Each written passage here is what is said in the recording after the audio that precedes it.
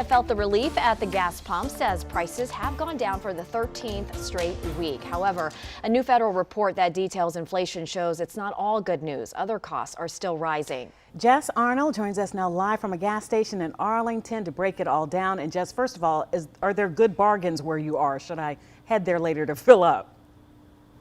Yeah, I'd recommend it because we're seeing $3.39 for regular per gallon. That certainly beats that national gas price average that we saw peak over the summer at more than $5 a gallon. But as you mentioned, August's Consumer Price Index, which measures the costs of different goods, it was released yesterday, shows that there wasn't as much of an overall impact on inflation that many were hoping for. So I spoke with an American University professor to help walk us all through it. First point of good news, gas prices have decreased for the 13th straight week. I think it's hopeful news. There's still increasing prices in important sectors. And that's the not so good news. Food and housing prices in particular continue to increase. The lesson we should derive from that is that inflation isn't the same across the board.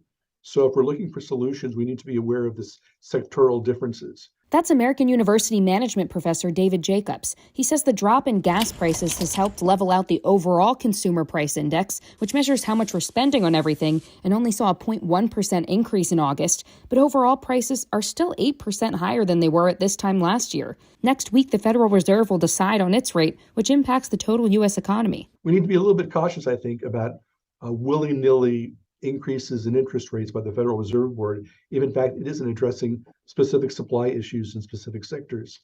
And it will result in unemployment. He hopes decision makers can attack price problems industry by industry. Obviously, we're not going to get at the problem in energy by Federal Reserve Board action. We have a war going on, and we have supply side issues. We have political issues that vastly affect that situation. We're seeing progress there, which is great. But we can't anticipate what will happen next.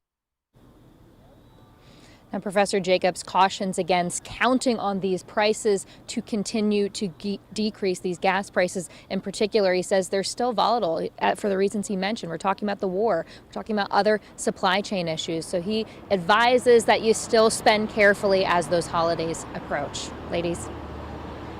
Jess Arnold, thanks.